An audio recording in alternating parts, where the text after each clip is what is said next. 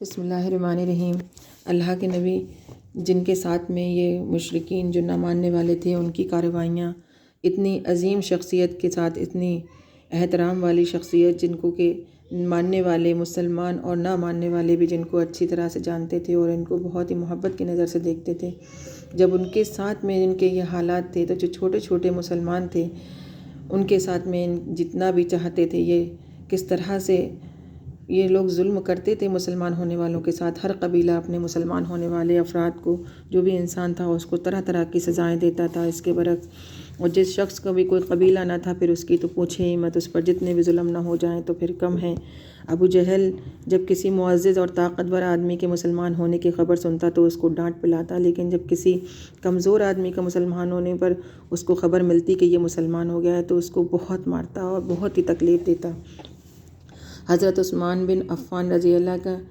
چچا انہیں کھجور کی چٹائی میں لپیٹ دیتا۔ حضرت عثمان بن عفان رضی اللہ جو ان کا سگا چچا تھا وہ ان کو کھجور کی چٹائی میں لپیٹ دیتا اور نیچے سے دھواں لگا دیتا اس میں۔ حضرت مصعب بن عمیر تھے جو کہ بہت ہی نازوں سے پلے تھے، ان کا جو کھانا پینا اور ان کا ایک ایک جوڑا جو تھا ملک شام سے سل کر آتا تھا، لیکن جب وہ مسلمان ہو گئے اور ان کی ماں کو خود پتہ چلا تو ان لوگوں نے ان کے جتنے بھی جو ان کے خرچے تھے اور جو ناز نخرے تھے وہ سب ختم کر دیے، یہاں تک کہ جب حالات کی شدت سے وہ دو چار ہوئے تو ان کی کھال جو تھی وہ اس طرح سے اتری ہے کہ جیسے سانپ ایک اپنی کیچلی اتار دیتا ہے۔ حضرت بلال ہیں، ان کا تو واقعہ زیادہ تر لوگوں نے سنا ہوگا کہ ان کے اوپر جو ظلم ہوئے ہیں ان کی تو کوئی وہی نہیں ہے۔ امیہ تھا، امیہ بن حلف جمحی اس کے غلام تھے، اور وہ کیا کرتا تھا ان کے گلے میں رسی ڈال کر جو لڑکے ہوتے ہیں نا آوارہ ان کو پکڑا دیتا تھا، اور وہ ان کو پہاڑیوں میں اوپر نیچے اس طرح سے گھمائے پھرتے تھے اور مارتا تھا، پھر ان کو باندھ کر ڈنڈے سے بھی خوب مارتا تھا چلملاتی دھوپ میں۔ اور اس کے اوپر اضافہ یہ تھا کہ چلچلاتی دھوپ میں نہ کھانا دیتا تھا نہ پانی دیتا تھا، بلکہ بھوکا پیاسا ان کو دھوپ میں باندھ دیتا تھا۔ اور اس کے اوپر بھی ظلم یہ رہتا تھا کہ جب گرمی جو ہے اپنی پوری شدت کو پہنچتی تھی تو کنکریلی زمین پر ان کو لٹا کر ان کے پیٹ کے اوپر ایک بھاری سا پتھر رکھ دیتا تھا۔ حضرت بلال اس حالت میں تھے جب بھی، لیکن وہ اللہ کی بس وحدانیت ہی گواہی دیتے رہتے تھے کہ احد صرف اللہ ہے، اور میں محمد صلی اللہ علیہ وسلم کی رسالت کی گواہی دیتا ہوں۔ ایک روز یہی حال تھا ان کا، اسی طرح سے ستائے جا رہے تھے کہ حضرت ابوبکر صدیق رضی اللہ عنہ وہاں سے گزرے تو انہوں نے اس میں کئی روایت میں الگ الگ اس طرح سے ہے، تو یا تو ایک کالے غلام کے بدلے، اور کہیں پر کہا جاتا ہے کہ 200 آدھا کلو چاندی وغیرہ کچھ اس طرح سے، کہیں 1 کلو چاندی ادا کر کے پھر ان کو بڑی مشکل سے آزاد کروا دیا، بہت ہی مشکل سے حضرت بلال کو آزاد کروایا۔ حضرت عمار بن یاسر کا کیا کہنا، ان کی تو پوری فیملی حضرت عمار بن یاسر کو کتنی اذیت دے کر کتنی مشکلیں ان کو دیں کہ انہی مشکلوں میں وہ جو ہیں اس دنیا سے ودا ہو گئے۔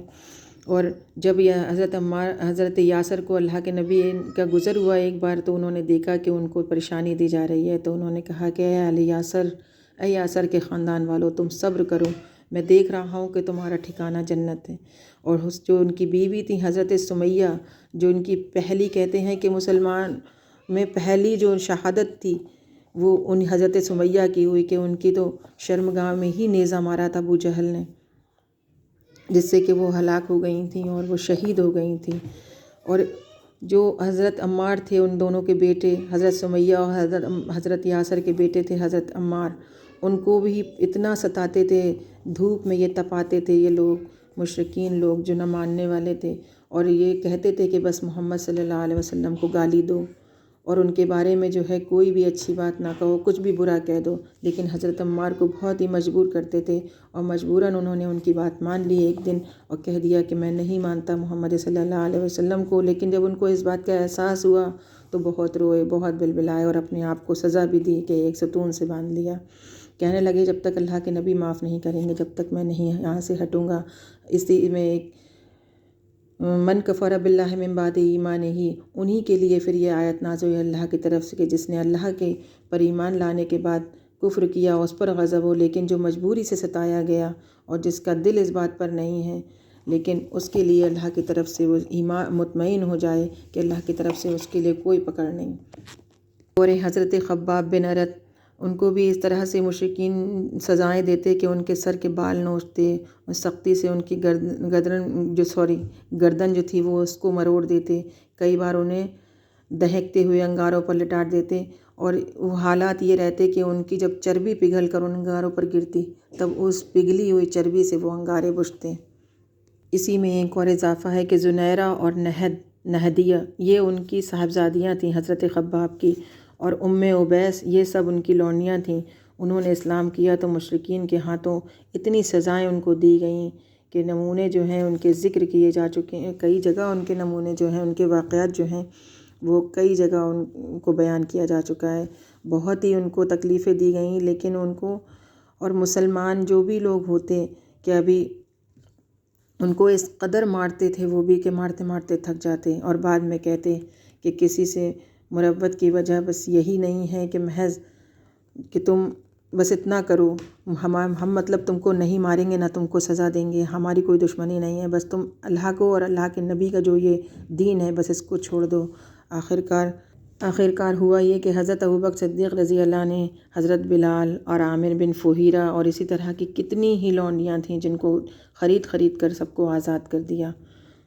مشرکین کی سزا دینے کے طریقے اتنے زیادہ تھے، پتہ نہیں ان کے ذہن کس طرح سے کام کرتے تھے کہ وہ جو مسلمان ہوتے تھے ان کو گائے اور بھینس کی جو کھالیں ہوتی تھیں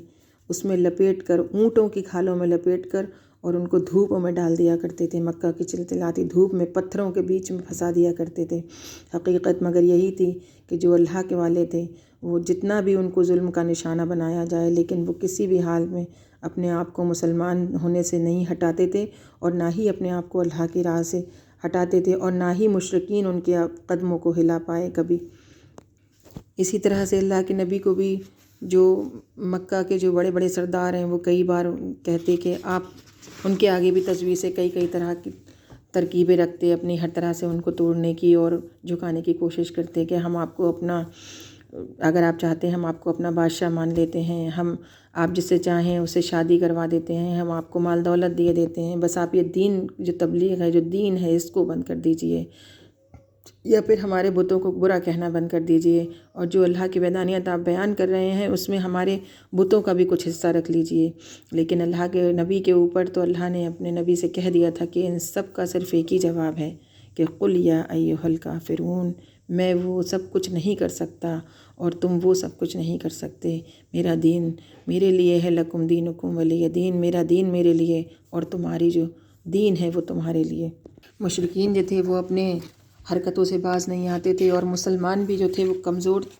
نہیں تھے لیکن جماعت کم تھی، لیکن کہیں پر بھی جب کسی اس طرح سے ایک واقعہ ہے کہ جب بھی کسی مسلمان کا جہاں پر داؤں لگتا وہ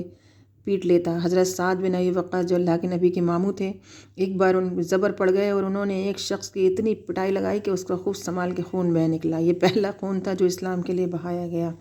اسی طرح سے معلوم ہو کہ لہٰذا جب اللہ کے نبی اور اپنی دعوت اور اپنی تبلیغ میں باہمی جتنے بھی جماعت تھی وہ سب کچھ جو تھے وہ اپنے آپ کو اجتماعات کے ساتھ سب کچھ جو کرتے تھے، وہ کبھی پردے میں چھپ کر نماز پڑھتے تھے، کبھی گھاٹیوں میں چھپ کر نماز پڑھتے تھے، اور تبلیغ جو تھی وہ اللہ کے دین کی وہ اس کو کھلم کھلا بھی انجام دیتے تھے۔ عبادت کا جو کام تھا وہ اس کو خانہ کعبہ میں بھی جا کر عبادت کرتے تھے اور چھپ کر گھاٹیوں میں بھی عبادت کرتے تھے۔ کوئی بھی طاقت ایسی نہیں تھی جو مسلمانوں کو کوئی نہیں روک سکتا تھا۔ تاہم آپ بھی مسلمان اور خود ان کے ساتھ مصلحت یہ پیش نظر خفیہ طور پر جمع ہوتے تھے، جتنے بھی مسلمان تھے وہ چھپ چھپا کر بھی اللہ کے نبی کے ساتھ جمع ہوتے تھے، اور جو مجلسیں ہوتی تھیں ان میں بھی ساتھ رہتے تھے، اور جو مشرکین تھے وہ ٹو لگانے کے لیے ہمیشہ آگے پیچھے گھوما کرتے تھے۔ اسی میں پھر اللہ کے نبی کو حکم ہوا کہ جب جو مسلمان زیادہ پریشان ہوں آپ ان کو جو ہے ہجرت کا حکم دے دیجئے کہ وہ لوگ ہجرت کر کے یہاں سے کہیں اور چلے جائیں جہاں پر ان کو امن نصیب ہو، اور جس میں وہ اللہ مطلب دین کا جو ہے عبادت کر سکیں، دین کو تبلیغ کر سکیں، جس طرح سے پھر اللہ کے نبی نے پھر اسی طرح سے حکم دے دیا لوگوں کو، مسلمانوں کو، کہ اللہ کی طرف سے وحی آ گئی ہے، جو مسلمان جو ہے وہ ظلم و ستم کو برداشت کرنے سے زیادہ پریشان ہو تو وہ چاہے تو ہجرت کر سکتا ہے، اور پھر اسی طرح سے پہلی ہجرت حبشہ واقع ہوئی، جب مسلمانوں نے حبشہ کی طرف ہجرت کی۔